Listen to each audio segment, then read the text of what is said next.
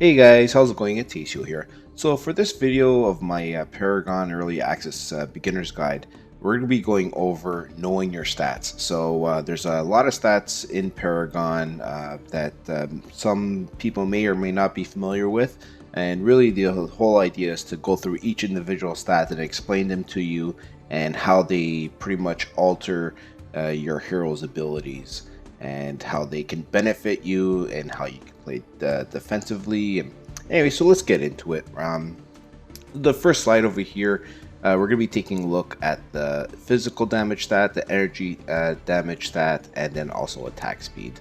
So as you see here, physical damage and energy damage increases your hero's base auto attack damage. So you know, your left click or your right trigger if you're playing on PS4, that's your auto attack. So as you're attacking people, every hero has a base damage, and so in this case, I've given you guys 3 examples of physical attack heroes or physical damage heroes, and you got Twin Blast, Air Steel, and Feng Mao, and those are physical damage heroes. And then you got energy type of heroes, and again, these are just examples, they're not all the heroes.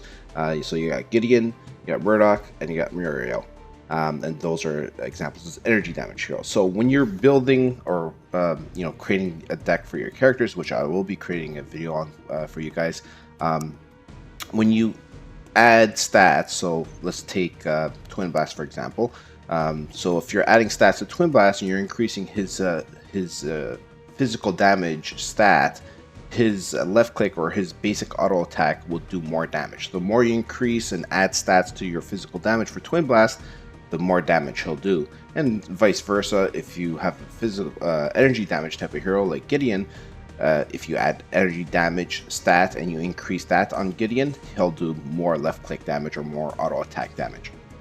So what doesn't work is you don't want to put a physical damage stat on an energy damage type of hero, because that literally does nothing to them. If they are an energy type of hero, then you need to ensure that you're giving them energy damage stat in order for them to utilize that. You cannot put a physical damage stat on an energy hero. You can, but nothing will happen. So basically you're just wasting points on your cards, and basically you're not making your hero stronger. So, and to add to that, we got the attack speed. So really pretty straightforward. You know, it's the frequency of a hero's basic attack. So the more you increase this stat, so the more points you put into attack speed, the quicker your hero attacks. So, you know, obviously it increases your DPS, not by number wise, but how quick you can attack per second type of thing. And for the next slide here, we're going to be looking at critical chance and crit bonus. So, you know, they've abbreviated it here. So it says crit chance and crit bonus. And if you're new to MOBAs or RPGs or whatever the case is, some of you may or not be familiar with it. But essentially, I'll break it down. So you get the crit chance, which stands for critical chance. And as the name states, it's the chance of a hero's attacks dealing critical damage. And the default critical chance for every single hero in the game is 0%. So by default, there's currently no hero, and I don't foresee any hero ever having crit chance off the bat, having any percentage. So really, what is a crit chance? So this goes right into crit bonus. So crit bonus is a basic attack that deals twice its normal damage. For example, we'll just do easy numbers. If Twin Blast is doing his regular auto attack and it does 100 damage, right? So you do left click and you hit somebody and it says 100 damage. Well, if you actually hit a critical strike, which that's what the points you put into, then it'll actually hit the person for 200% more. So that would be 200 damage. So instead of hitting them for 100 damage, if you actually crit them, you'll actually hit 200% or 200% more damage, which would equal 200 damage. So that's how that works, guys. So as you increase your crit chance, so you have cards to increase your crit chance, the higher your crit chance is in percentage, 20%, 30%, 40, 50, 60, all the way up, the higher chance you'll be able to utilize your crit bonus. So every hero in the game is based 200% crit bonus. You can increase the crit bonus with other cards, get it up to 250%.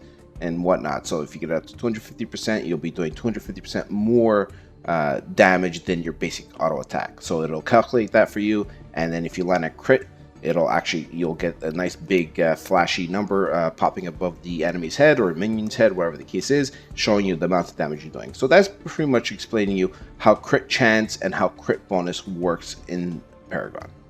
Alright, so the next slide here, we're going to be taking a look at the max health, health regen, and lifesteal stats. And this is in the defensive side of the tree over here. So pretty straightforward stuff, not much to get into, but we'll go through it. So max health, so the more points you put into your max health, it'll increase your hero's health pool. So if your hero starts off with 800 HP, right? That's abbreviated for health pool. You put stats into it, it can increase it to 900, 1000, and so on. And obviously, guys, as you play the game and you level up, your hero's base stats will also increase as well. So that's how your hero also gets more health in their health pool. But adding, having cards and that have that stat will also increase its base health pool.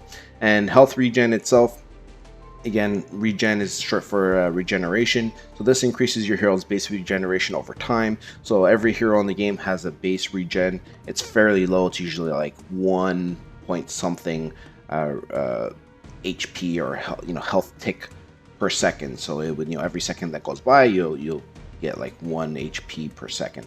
You can buy cards or equip your hero with these cards to increase its health regen. So that's pretty much what that is. And then you got lifesteal, which is kind of interesting, and really it's an offensive stat that restores health to the wielder for a percentage of all auto attack damage they deal. So really the way it works is that as you increase your lifesteal stat, you'll get a percentage of your auto attack. Again, this is auto attack damage. Lifesteal does not work on ultimates or anything like that, or any special abilities. It's basically only for your auto attacks.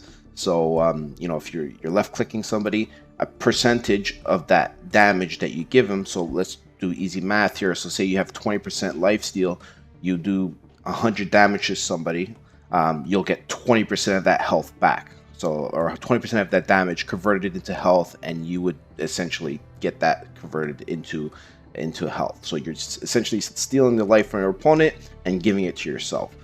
So that's pretty much how it works. This is more of a late game type of ability.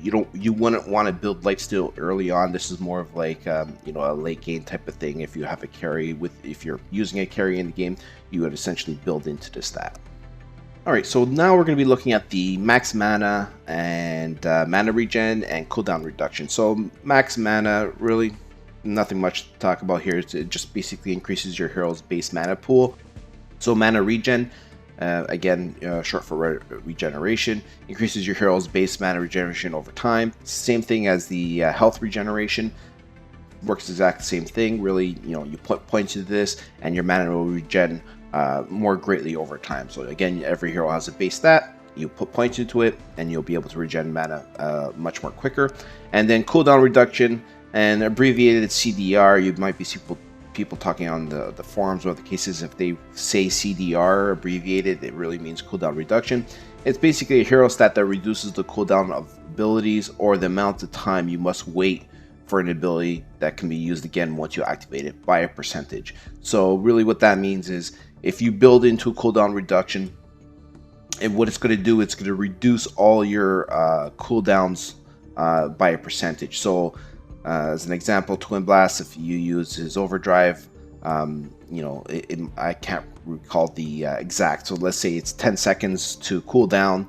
If you have a 20% reduction on your cooldown reduction stat, then you would get 20% off of your 10 seconds, so it would be 8 seconds now instead of 10 seconds. So that's pretty much an example of how cooldown reduction works. That really works good on type of like control heroes, casters, and stuff like that. It's definitely a really useful stat in the game. And the last slide we're going to be going over is the physical armor, energy armor, and physical pen and energy pen. This is kind of unique to Paragon compared to other MOBAs, and I saved this for last to discuss it. So we'll talk about the physical armor, energy armor first. And so when increasing stat, it's a way to mitigate the pertaining incoming damage, whether it be physical based or energy based. So really, going back to our first slide, which was the physical damage and energy damage type of heroes. So Twin Blast is a physical type of damage hero. So say you are on the, on your team and you have a really aggressive Twin Blast on the other team, and he's doing heavy amounts of damage, and say you're a tank here in the front line, whatever the case is, you can build physical armor to reduce the amount of physical attack Twin Blast will do to you. So again, his auto attacks. So if Twin Blast is hitting you with his auto attacks, again, easy math, will do 100 damage per auto attack. If you get 20% worth of physical armor, you'll essentially be reducing his auto attacks down to only 80. So again, that's just rough scaling. I know we can go really deep into the way this works, the whole scaling of it, but it's just basically a way of mitigating physical attacks and energy attacks depending on the type of hero you're going up against, right? So to counteract that, there is also physical penetration or physical pen and energy penetration. So when increased in stat, it's a way to penetrate through heroes who have built up physical armor or energy armor. So if you've so say again, you're a tank and you're just wrecking them, and you have like so much physical armor, right? You're just like physical armor, and there may be a physical based type of team. They don't really have that much energy damage based heroes, and they're trying to take you down, but they're having a hard time. What they can do is they can build into physical penetration. So what that does is that mitigates your armor capability. So the more they put into physical penetration, the more they're just going to cut through your physical armor and hit you straight, right? So when you do have physical armor, it'll take a percentage away from their basic auto attack. But if they have physical penetration, it'll mitigate some of that and go right through that armor and do straight damage to your health pool, really. So it'll basically do more damage to you, and vice versa, you would do that to your enemy as well. So it's very important in the game when you're building your character in the game to have options that when you're playing, you're always checking the scoreboard to see what the other teams are building and whatnot. But those are little tips and tricks that I'll be creating later on in videos for you guys. So that pretty much explains all the stats in Paragon, and hopefully that helped you guys out. If you liked the video, drop a like down below. If any comments or anything like that, or questions, again, down below, I read those all the time. And subscribe to the channel if you haven't. Have a good one, guys. Take it easy.